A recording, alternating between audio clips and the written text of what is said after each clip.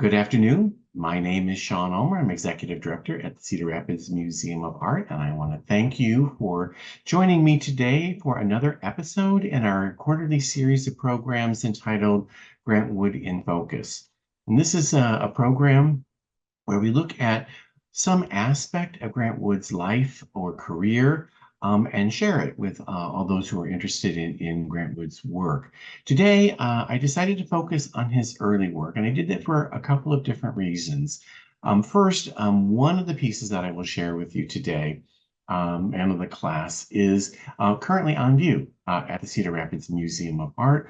It's in an exhibition entitled Tiny Wonders, Small-Scale Works from the Collection. It's one of two temporary exhibitions that we mounted for the summer.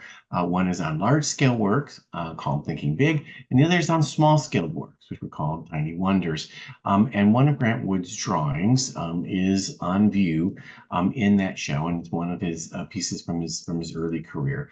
And so I thought it'd be nice to share or to choose a theme that would be something that you could go and see in person at the Cedar Rapids Museum of Art if you are able to. The other reason is that I find his early work really, really interesting. It's we all know American Gothic. We know that wonderful seminal work from 1930. Well, that just didn't happen overnight. That was something that Grant Wood worked up to. And we're fortunate at the Cedar Rapids Museum of Art to have a number of pieces that really show that development. Many cases, museums might have one or two works by a particular artist. The Cedar Rapids Museum of Art is blessed to have nearly 300 works by Grant Wood, mostly from the aughts, the teens, and the 20s. When he hits it big in 1930, he's very much in demand, and his work is highly collected across the country. And we have fewer, although we do have some really, really wonderful works, we have fewer works from after 1930 compared to what we have from before 1930. And so we are in a somewhat enviable position to be able to show the development of this artist in a way that so many museums so many exhibitions really cannot. And so I wanted to kind of get out to you and then later post on YouTube these series of youthful pieces because I think they're a fascinating view of the growth of the artist. And we're fortunate that so many of his very, very early pieces do still exist. Now, I have limited the presentation today to works that we have in our own collection. So everything that you see is owned by the Cedar Rapids Museum of Art. And I decided to make the cutoff point 1920. He was born in 1891 on February 13th. So by 1920, he's about 29 years old. And right there at that, kind of cusp of becoming, of turning 30 and entering the 20s. And the 20s were a very productive point in his career, a period in his career. And they're very important to leading up to American Gothic as well. But I just decided to arbitrarily cut it off at 1920, which is the year that he and Marvin Cohn traveled to France for the first time. And so this is all really sort of Grant Wood, very sort of in the United States, very much localized to Cedar Rapids and Cedar Rapids area. And so I just sort of decided to cut it off in 1920 before his first trip to Europe, just as a way of sort of containing the discussion of his early work. What you see happening up to that point very much leads into his work of the 1920s, and that in turn very much leads into his work in 1930 with American Gothic and the work that was to come after that. So I'm going to go ahead and share my screen. I very much at the last minute threw in some images of the youthful Grant Wood. Now, unfortunately, these are not precisely dated. So I don't know exactly how young he is, but we're going to begin looking at work that dates from as early as 1903-04. So he's, really about a 12, 13, 14-year-old. And so we're fortunate to have work from that period of his career, although those works in and of themselves are not firmly dated either. But I wanted to just share some images of the youthful Grant Wood, because this is really the period at which we're sort of beginning to look at his work. And I've arranged the images of the works of art in chronological order, so we can kind of get a sense of how he's developing as an artist. So here, another youthful photograph of Grant Wood. Note the jaunty hat, because it appears again here in this image of Grant Wood as the artist, sitting, against a sunlit window, looking at his easel with a palette in his hand, a brush in his other hand, very much sort of the image of the working artist, of the youthful working artist, as you see here.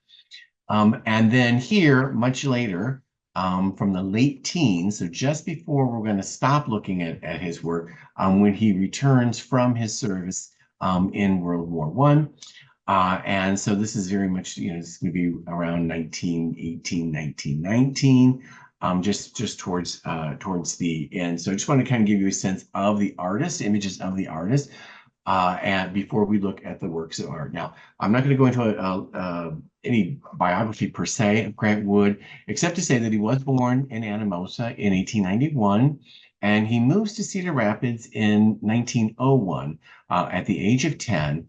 His father passes away, and his mother sells the farm in Anamosa and moves the family to Cedar Rapids, where she has relatives. And it is Cedar Rapids where Grant Wood continues his education in elementary school, middle school, high school, and then takes a couple of summers and studies a little bit in Minneapolis, coming back to Cedar Rapids. I should say he studies, does these programs in the summers, but then comes back to Cedar Rapids, but doesn't actually take formal college classes. I mean, he takes a class here or there, but he doesn't enroll in a college. He really is, for all intents and purposes, largely a self-taught painter, a self-taught artist, because he wasn't just interested in painting, I should say. And so we're looking at the work that he's creating, really just sort of looking around, exploring, trying to perfect his skills as a youth and as a teenager and as somebody in their 20s. So this is one of the earliest pieces that we have from him. It's according to the documents, when it came in, it was kind of dated 1903-04. It's not dated on the piece. It is initialed GDW on the bottom, but it is not firmly dated. But this is a youthful work. It's on very simple paper. It is a beat, basically. Not having grown up on a farm. He's no longer on a farm by 1904, of course, but he certainly would have been familiar with produce, either on the farm or even in the city. And it was just a ready, willing, and able subject for Grant Wood to depict. You can see he's looking at the general overall shape of the beet, but I think it's really in the leaves where he is really trying to model them, trying to give them depth, trying to give them volume on a flat surface, which is, a challenge, especially if the date of 1904 is correct. Then he's really 13 years old. And this is a really highly accomplished work, I think, for a 13-year-old. And where there's, certainly more he could do in the creation of volume of form on the beet itself. I mean, the leaves are really quite interesting, I think. And he's really looking at them carefully, and I think really trying to give them some volume, some depth in the work. And again, a very simple subject matter, but one that was super readily available to him. He's using watercolor. That's not something that people normally associate with Grant Wood. They think of him as an oil painter, and he certainly did do that. But when he started out, he was really looking, as a 13-year-old, oil painting would have been kind of beyond sort of his first thought. Watercolors were easily accessible. They were easy to work with. and although they can be somewhat unforgiving if you don't know what you're doing, but he's really exploring in this sort of very youthful piece. Similarly, in this piece of a bluebird, also again dated on the gift paperwork 1903-04 by the donors, by the Turners.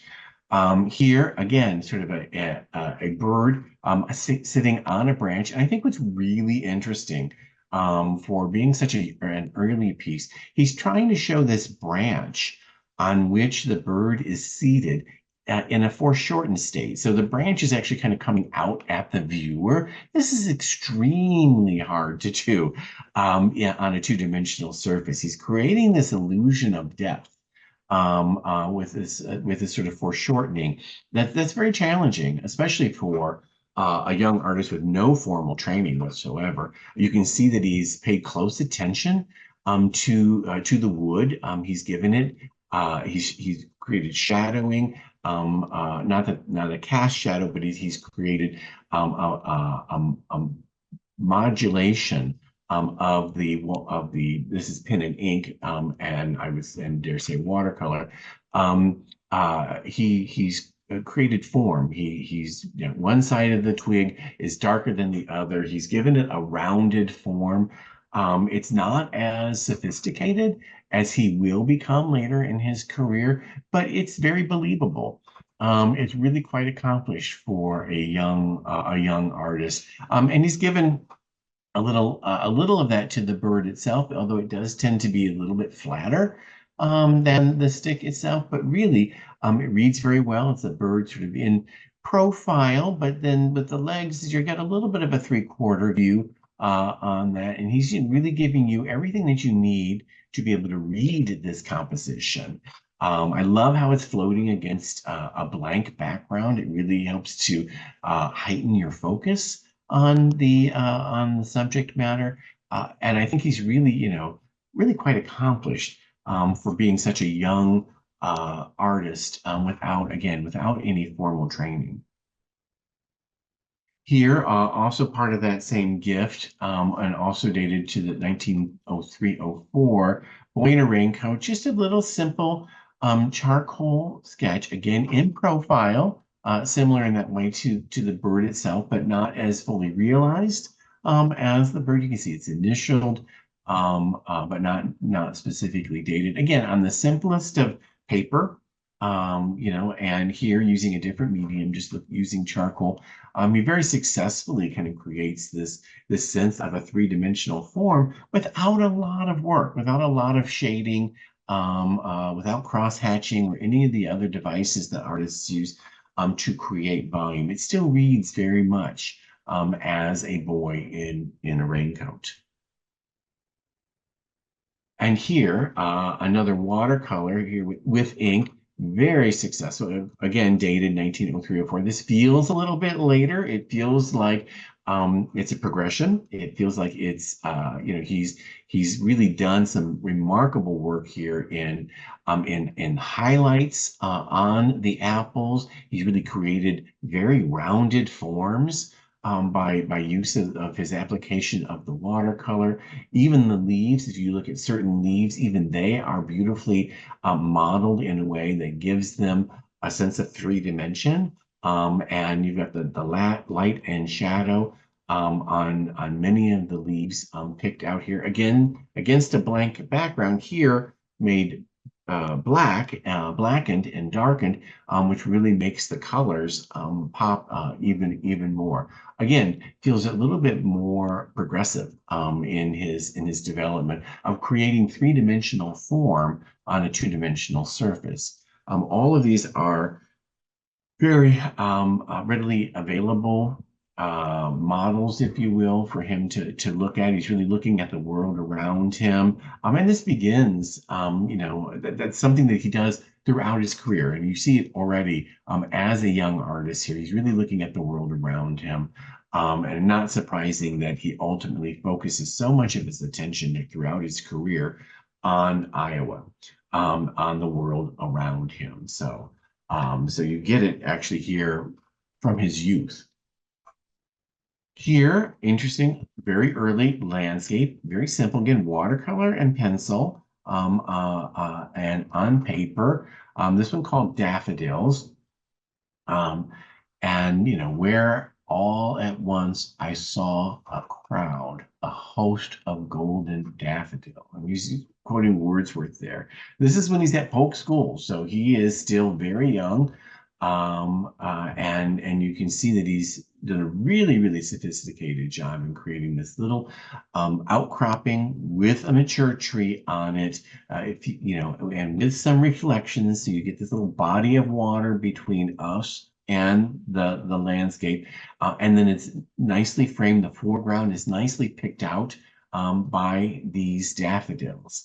Really, really, such a kind of sophisticated but simple landscape at the same time. Really, I think quite an accomplishment for a young artist. Similarly, also from the same sort of period here in Iris, you can see he's looking at apples, he's looking at birds, he's looking at beets, looking at an iris here again, isolated against a blank background. Still has his initials, so it's signed but not dated. Work that again, the iris is a very complicated flower in and of itself. It's a gorgeous, beautiful flower, but it is complicated. It's very complicated to render three-dimensionally on a piece of paper. He is working here on foreshortening. I would say this, even though these all carry the same date, I would say this is probably earlier than something like Branch of Apples, where he is showing, a little bit more skill with rendering 3 dimensions. And I think this might also be in that same sort of period where he's investigating how to represent foreshortened elements, like foreshortened petals of an iris, similar to what he was doing with the branch in the image of the bluebird. Leghorn, again, from the same general period, very early young teens here, his young teens. Here, an image he certainly would have seen on the farm, when he was on the farm in Anamosa. But even then, they were certainly chickens and roosters in Cedar Rapids. You didn't have to be on a farm. Many people, had chickens and roosters and were getting their own eggs on their home property. And even if it wasn't something that he saw in Cedar Rapids, he still did have relatives who had farms out in the Anamosa area, so he very well could have seen this on a visit to one of them. Again, silhouette against a blank background, again, on this very simple, rather inexpensive paper, using rather simple, inexpensive materials to render this, again, in profile, where you can really see all of this distinguishing characteristics. A little less a need for foreshortening. In this case, you can, profile does allow you that sense of ability to recognize the subject matter through distinguishing characteristics. But you can see kind of on the back of the head here where he's added additional toning, additional colors to kind of give it that sense of 3 dimensions. And you can see that also on the beak very successfully. Really makes it look more like a 3-dimensional object on a 2-dimensional surface. Here, that's also dated from the same period, but feels much more sophisticated. And I have to say that this is probably, to my mind, it feels a little bit later, but we only have the dates on the gift paperwork at this point to go by until we find out more information. But here, the return of Columbus from America in 1493. This is very different from the other compositions in that it's a narrative. It's a part of a story. The other things that we looked at were there was a poem, but by and large, most of what we have seen are sort of still life images, kind of straight up still life images, but here scene, a narrative scene, and really very sophisticated foreshortening. You're seeing one of the ships from the rear as it is departing. It definitely underscores the idea of the return of Columbus from America. It's not a completely unique subject. You can find other examples of this, and in fact, you can find other examples of ships, that you see from behind, sailing away. What I'm always blown away by with this watercolor is how wonderful the sea is. What a great job Grant Wood did in rendering kind of this swelling sea. You've got the blue of the sea, you've got the white caps, you've got it kind of churning up. Really, really kind of remarkable for the young artist to be doing it. And I do believe that he's still quite a young artist here, although I think this work in its sophistication dates from a little bit later than the dates we were given on the gift paper work. But since we have no clear-cut delineation of when it was actually made. We're using those dates for now, but you can see how this feels very different from some of the other pieces that I've shared from you. So it feels like it's a little bit later to my mind in his development. He wasn't just doing watercolor and ink, he was also exploring pastel. This is another early work. And you can see he's got a little symbol, a GW symbol in the upper right-hand corner. But here it's just pastel and pencil and paper, not a very large piece, 7 by 7 inches. And most of these tend to be a little bit on the small side. He's really just exploring. And here with pastel, again, a still life with 2 vessels. And you can see how he is using shading to create 3-dimensional form. He's also got a few highlights, reflections, of a window bouncing off the surfaces of these early 20th century ceramic pieces, probably late 19th century, but done in the early 20th century. Really, really quite remarkable composition given his youth and his lack of formal training. So he already demonstrating at a very, very early age his accomplishments, his innate abilities as an artist. The companion to this, still life number 2, obviously not a title he gave it, but is another still life here with a sliced lemon. This is in crayon and pencil on paper. Again, cheap brown paper, which we've been seeing him use through most of these compositions, very affordable. He's really, sort of using that as a base on which to build up these forms. He's exploring the overlapping. He's got this wonderful cut lemon at an angle. He puts in there a clear glass. Representing clear glass is very hard. So it doesn't look like just an outline or a silhouette. But he's got the glass with a little bit of a reflection of the lemons, and then he's got this fabulous spoon resting there. He's got it at sort of a more or less 3/4 foreshortening there, and then sort of just in the background, just a little bit of wonderful cross hatching with greens and yellows, just going to give it a little bit of a background, give it a little bit of space, so that the plate is actually resting up against something. Otherwise, you might be saying, why is that? How's that plate hovering against the background? No, he's given you a background. So that you know that the plate is resting up against a surface, a wall of some sort, or something like that, and then everything is placed in front of it. So he's deliberately choosing rather difficult compositions to really push himself, to stretch himself as an artist. Here, a very early oil. It's a fairly small piece. The dimensions are 12 by 17 frame, but the actual painting is quite a bit smaller than that. You see in front of this kind of Victorian green couch, a fox rug that frightens this cat. Already you see, even at this early age, 1905, and you see at this early age that he has a great sense of humor. And this is just sort of a funny composition. He's exploring oil here. And instead of canvas, he's on muslin, which is very canvas-like. But again, a youthful piece. It has a nice, interesting kind of angle going on with the furniture and the fox rug.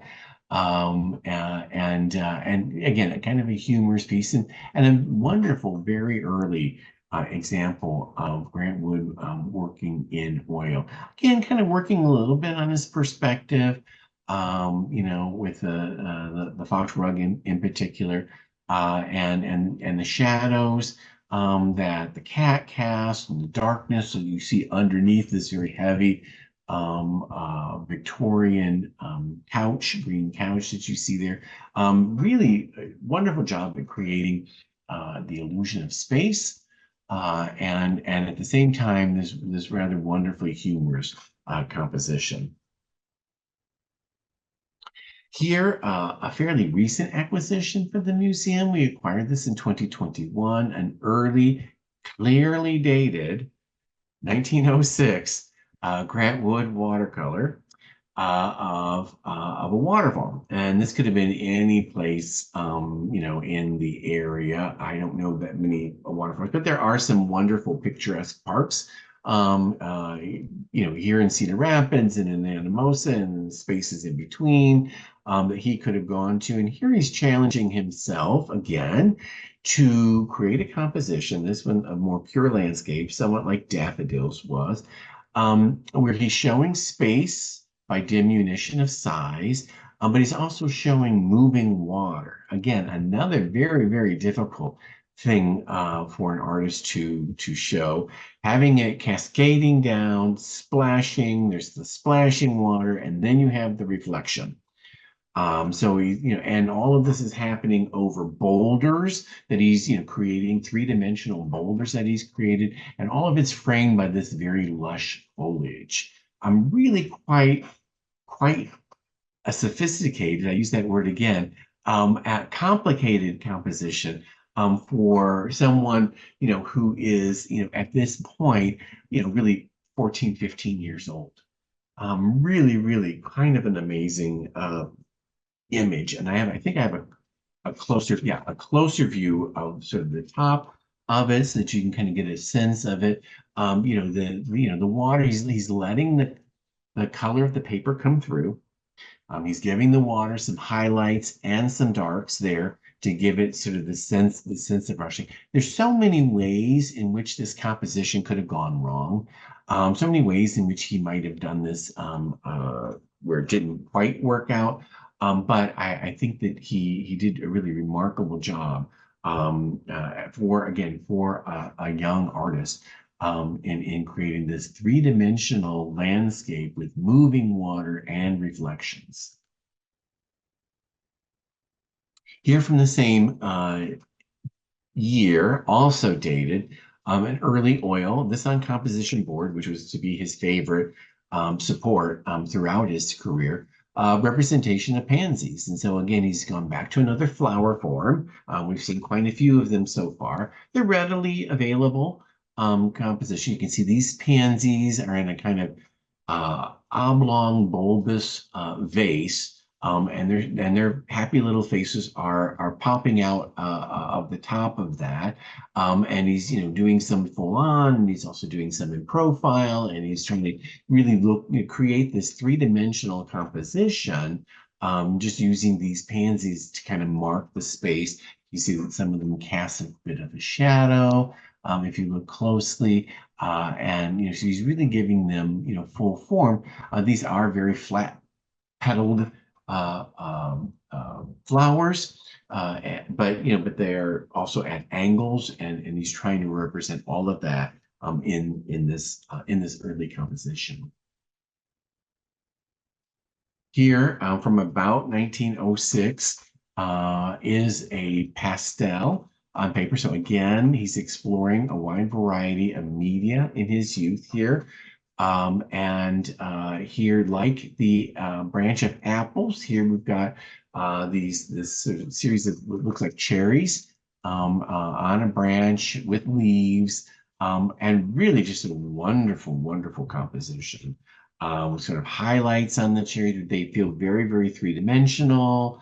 And they kind of come out of this smoky background. He's really exploiting the pastel qualities, and then he's picking out the individual fruits with a little bit of pencil work that sort of just give them a little bit of an edge, a little bit of more form and definition.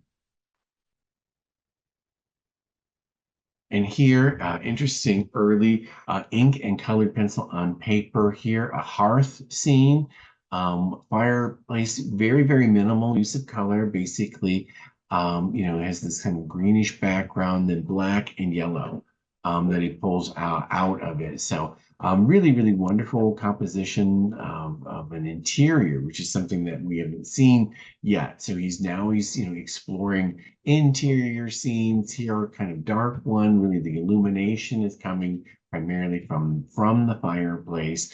It's really remarkable to see all of the different subjects that Grant Wood is investigating, and the different media that he's using here, ink and colored pencil. Back to watercolor, another floral scene,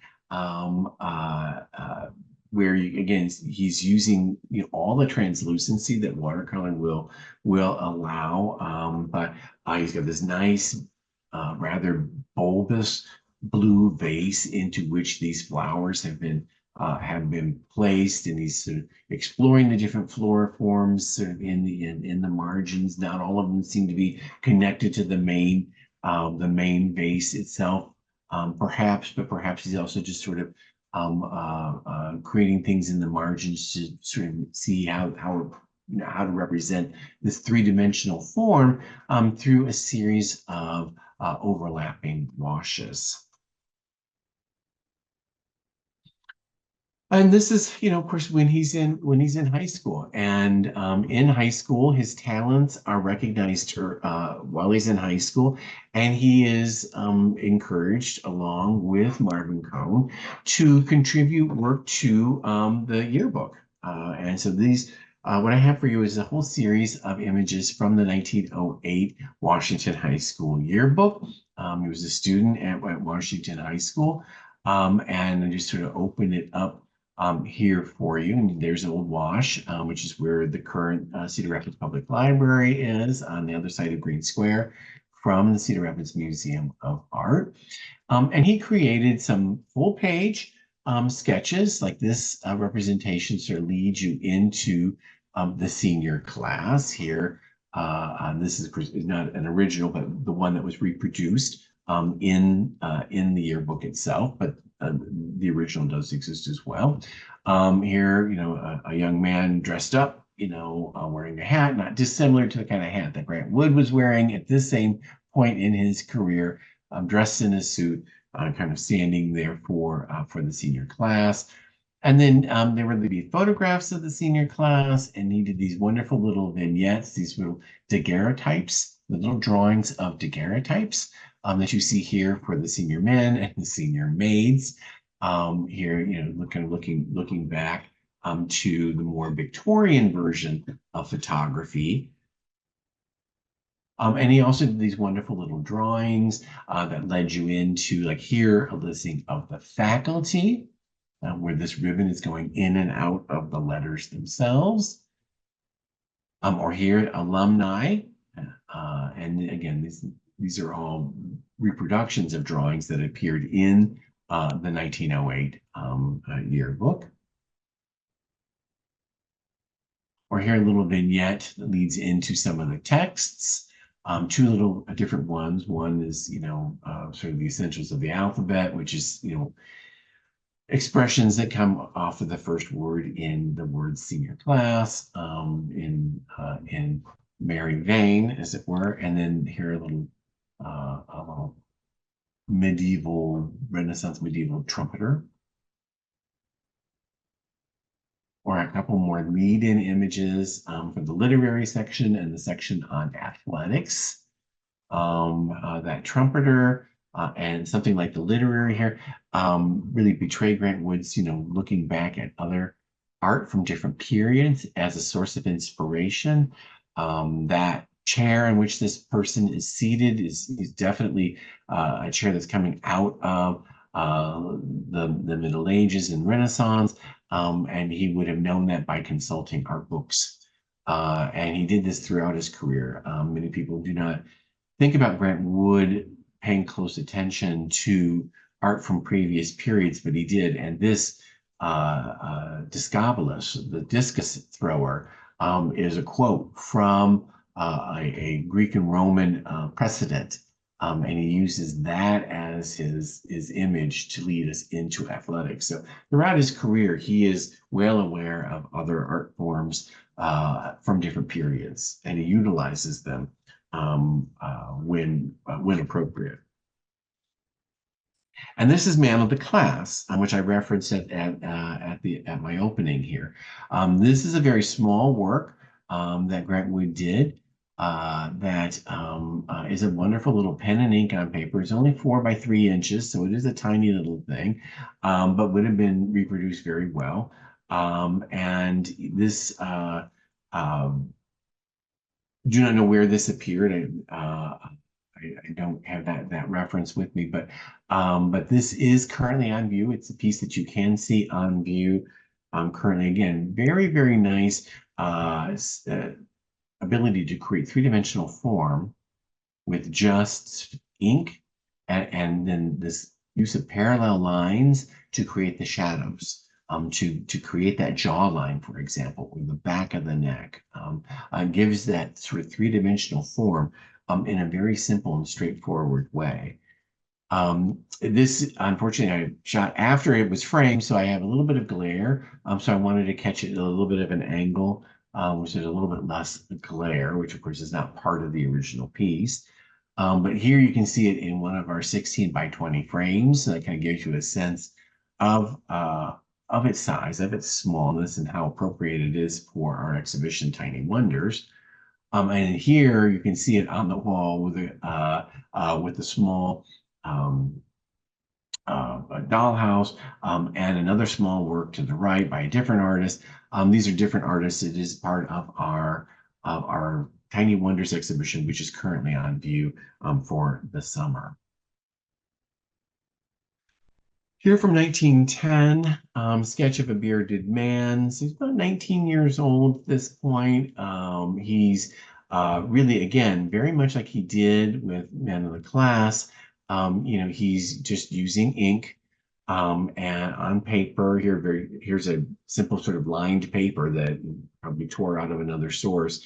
And they just started, sketching on it. And you can see he's really done a masterful job of creating 3 dimensions on a 2-dimensional surface, again, by just using a little bit of light shadow in the composition, using the paper for the light, and using the ink for the shadow for the recesses, and successfully creating this 3-dimensional form. Here, also dated to 1910 societies. This one is another sort of like lead-in. I don't believe this one was utilized anywhere. It's a bit more awkward. And at this point, I think that it feels a little out of order in a way of where it fits in Grant Wood's career. There is certainly this wonderful love of the parallel line. He is using ink and wash in this composition to create really dark darks and light lights and try to give real 3-dimensional form. Again, use of the profile for the face, but it feels a little less accomplished than some of his other compositions that he's created that we've seen so far. But it was really metalwork that Grant Wood was particularly interested in. And when you look at his early work, you cannot ignore the fact that he was beginning to do work in metalwork around 1910, 1911, here with friend Kate Loomis. He's about 20 years old. He's beginning his career. He sees his career basically as a metalworker. A lot of what he's doing up to this point he's doing as a student, just sort of really working through this himself without any sort of formal classes to speak of. And so he creates with Kate Loomis this calendar stand. You can see it's got, it says Loom Wood on here. That was kind of their moniker. And this is a piece that again is in the collection. It's a wonderful early work that shows his early interest in metalwork. Here, another piece that also is fairly early. You see, he's getting to be in his early to mid 20s at this point. He is at this point has gone off to Chicago to work in a metalsmith company, Kalo Silversmiths. He and a friend of his, Christopher Haga, branch off on their own and create their own company that does also create silver work, metal work of various kinds. Timing's not great because the United States has entered World War I. There isn't a huge demand for silver. Works in silver, they're expensive. Everyone's being frugal. And so the company that he creates with Christopher Haga, Valand, does not last very long. It lasts about 18 months. And then he returns to Cedar Rapids before joining World War I himself. But this is kind of one of the works amongst a couple of other pieces that he is creating at this time. This wonderful mother of pearl necklace that you see, where you see both the metalwork and the mother of pearl. Really kind of a little bit on a bit of the ornate, but yet also a lot of natural nature forms in the creation of this really beautiful necklace. As far as we know, kind of a one-off. We don't know of other jewelry pieces like this coming from Grant Wood. So really kind of a remarkable effort on his part in metalwork. Here too, a hanging lamp shade with a peacock motif. You can see the silhouette of the peacock here. Not firmly dated at all, but sort of in the same sort of period combination of wood and metal. And I have a couple of pieces, a couple of slides that show it installed here for our big exhibition in 2005. On Grant, where you see it over this table, where we have some of his metalwork on display, including the necklace, as you can see there, and the calendar stand as well. Here illuminated, but more recently, in 2021, we had this on view again, and it is modern wired now and able to be illuminated, as you see here. Again, with the necklace you can see down below. Kind of looking at some of his three-dimensional work in this, but it gives you a much better sense of this lampshade, how it would have looked illuminated. But he's, ultimately he wants to be a painter because there are, lots of different areas that one can specialize in the creation of art. But painting tends to be at the top of the list. That tends to be the art form that gets most of the attention and the praise. So he's not, he comes back to Cedar Rapids after after his company kind of had to close up, and he does enter the World War I, but before he does it, he does play around with some painting here. And it is this old house with tree shadows, dates from 1916. It is oil on canvas, which has now been stretched over board. And you can see he's very interested in light and shadow and the way shadow plays across the surface of other objects, in this case, over the surface of the house. And this is very much in the vein of American Impressionism. And there's a looseness to his paint application, which is fitting, but this fascination with light and shadow. is something that is a hallmark of Impressionism, certainly of American Impressionism. And this is the style that you see him adopting really from this point through through the 1920s until the very late 1920s, and doesn't completely leave after that even, but he adopts a much more precise style with firmer edges around 1928, 29. You see it very clearly in a work like American Gothic from 1930. I have a detail here where you can see he's very loosely putting in the forms and the shadows that those forms cast. And it's very much in the vein of American Impressionism. Also, at the same time, he's not given up on working in 3 dimensions. This is actually a painted plaster, but he's got it painted to look like bronze, like patinated bronze. And this is something he created for the Cedar Rapids Art Association, with whom he was affiliated. That is the precursor to the Cedar Rapids Art Center and the Cedar Rapids Museum of Art. So we began as the Cedar Rapids Art Association in the early part of the 20th century. We actually began as an art club prior to that, but it morphed into the Art Association right at the turn of the 20th century. And here he's created this lifetime membership plaque that was given to people when they became lifetime members. Here, another impressionistic work from the next year, from 1917-18. This done on a farm I believe, in Anamosa. Probably one of his uncle's farms, and using the neighbor girls. I got a little closer view of it here. It's cut off, but you can see how he has how he's laid down the paint. You can see how impressionistic it is.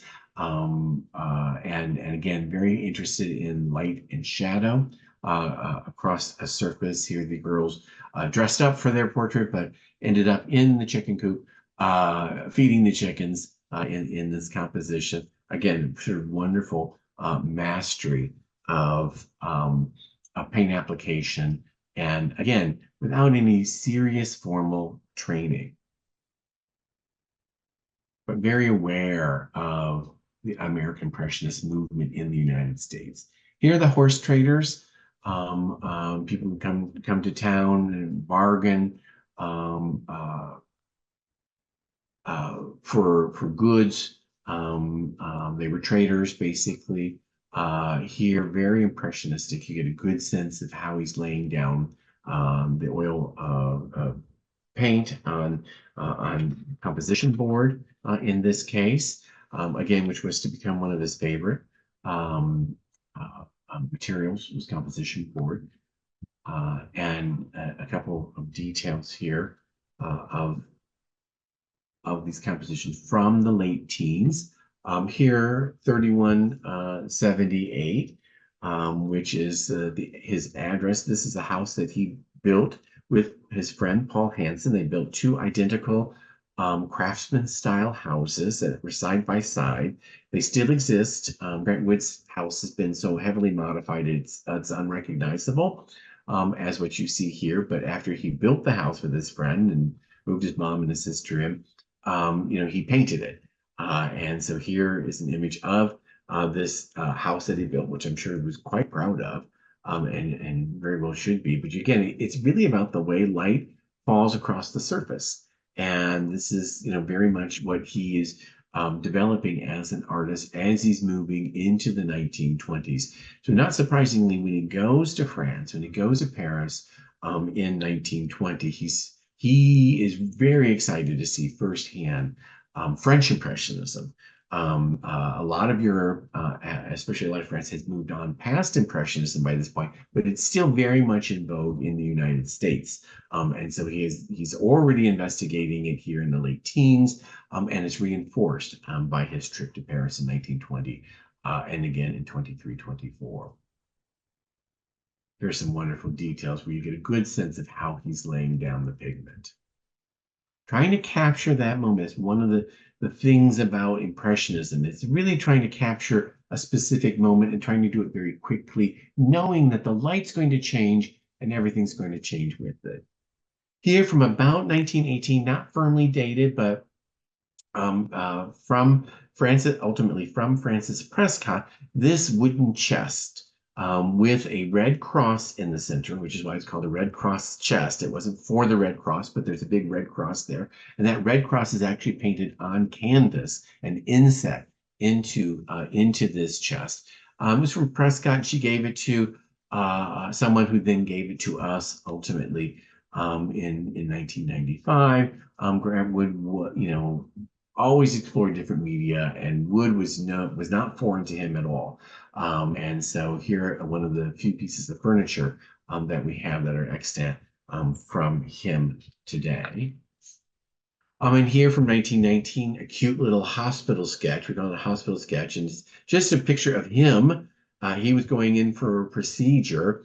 Don't exactly know what the procedure was, but this piece came to us more recently in 2012. I have another closer view of it. It's him in a hospital gown with this little poem about how hospital gowns can sometimes be revealing. Again, a great sense of his humor. I have another view, so kind of split it in half. So you can see the drawing on the one hand. That's him wearing his spectacles there and in profile. You can see him grasping at this hospital gown that's very revealing, and you can see the poem that he wrote to the side. Very, very great sense of humor, dated clearly May of 1919. Also from that same year, Old Sexton's Plays. Sexton was a cemetery caretaker, which is why you see this cross in the background. You got this sort of vignette into the cemetery in the background.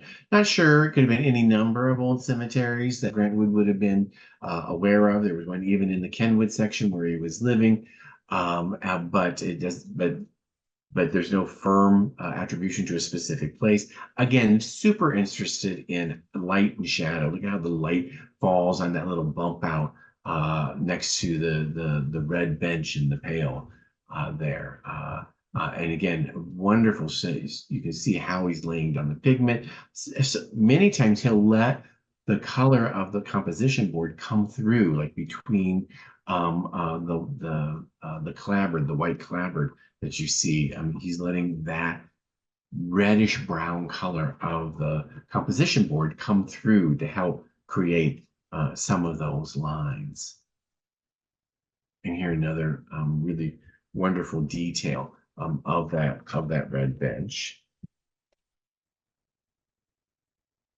And then finally, several images here of the old stone barn from 1919. This really kind of takes us up to 1920. This barn was an old family barn, not his family, but one that had existed in the family for many years.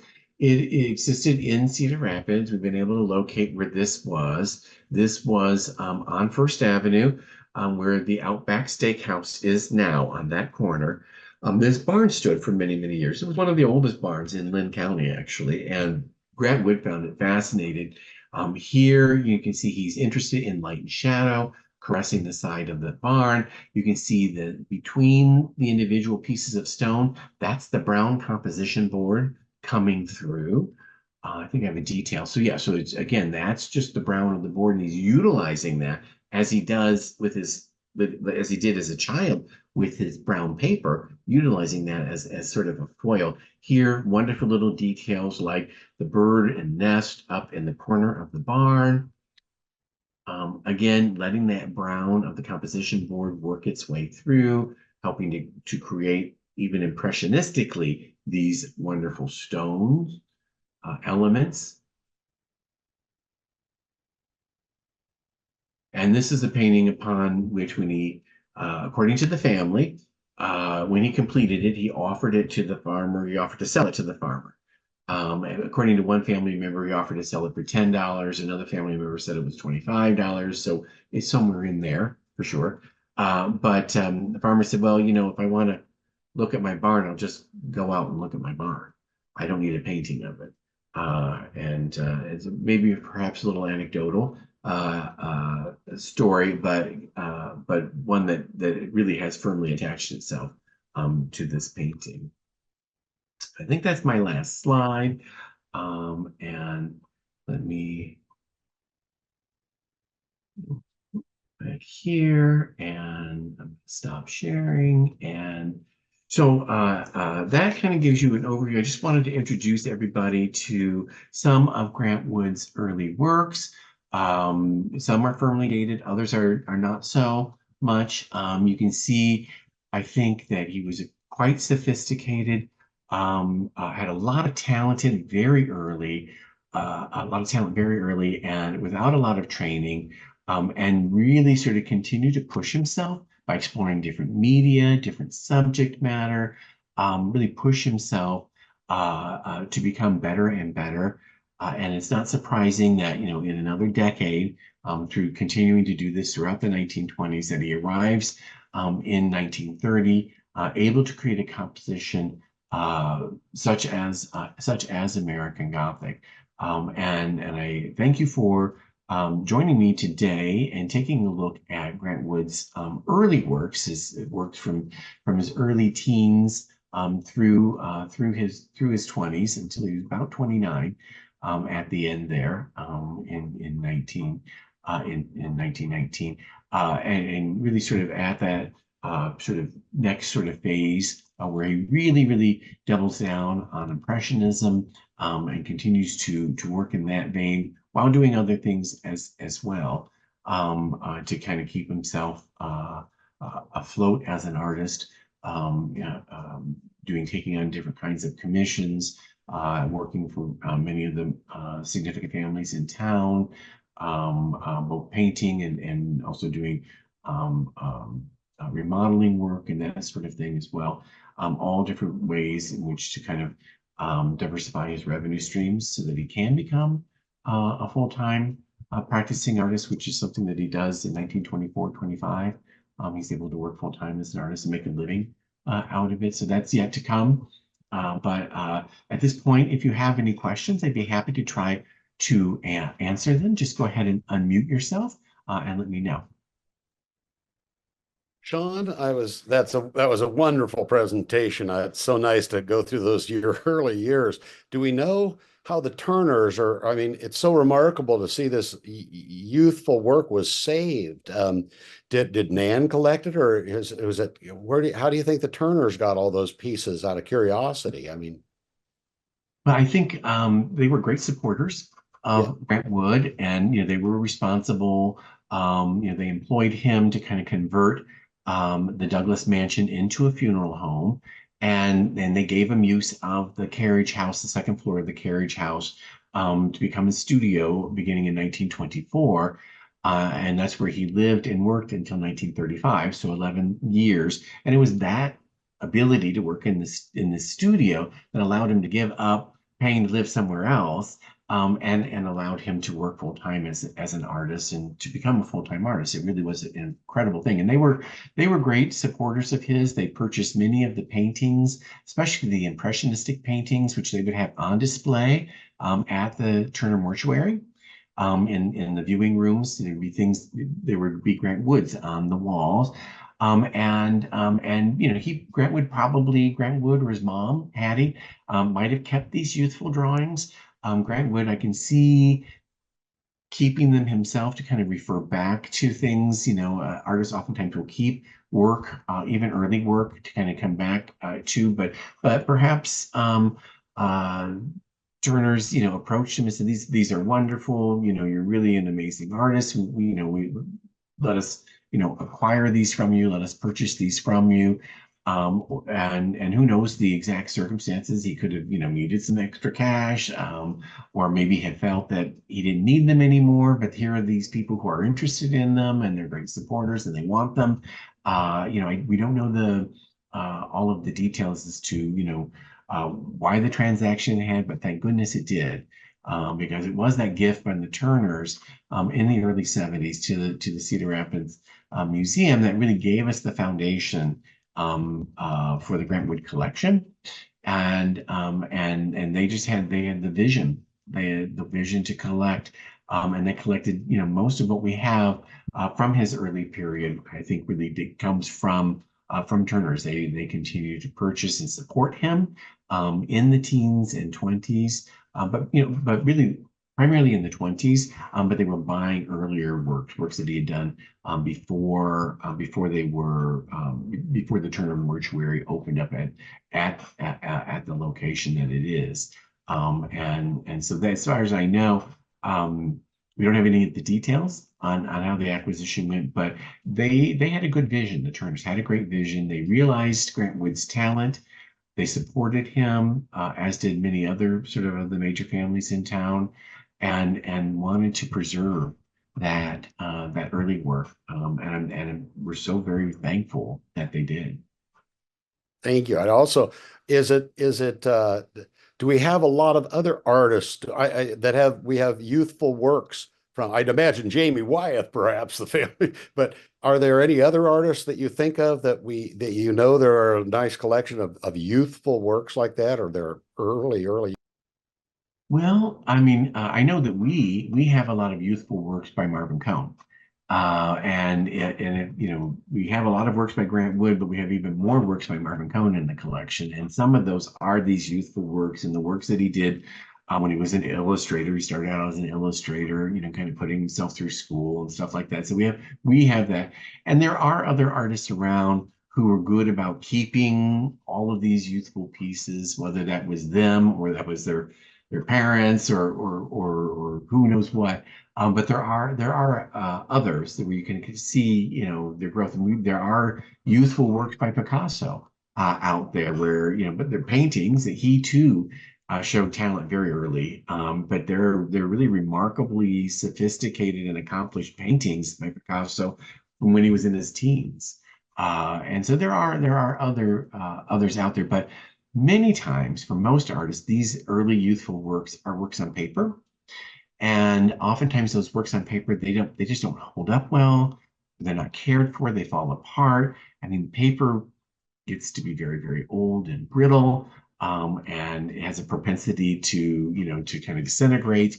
And so a lot of times, time itself will be an enemy of a lot of these early works, or they just don't get cared for or stored well, and they get damaged and they get stained, or they get wet, and they get moldy, and then they just don't survive. And so it's really it has to be, I think, a lot of the planets aligning to have the kind of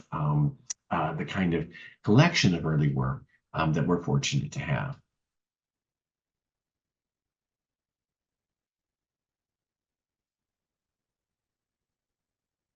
Other questions? Well, thank you so much for joining me today. This presentation, should you want to see it again, will be loaded on the museum's YouTube channel as well to go alongside all of the other Grant Wood in Focus presentations that we do. This is the quarterly program, so we will be doing this again in September, and our curator, Julia Jessen, will be taking on the next one.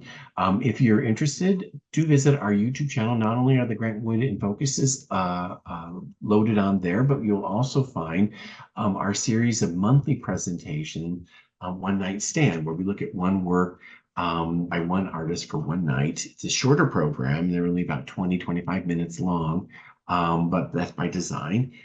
Those are also loaded onto our YouTube channel, and by all means, take a look at them.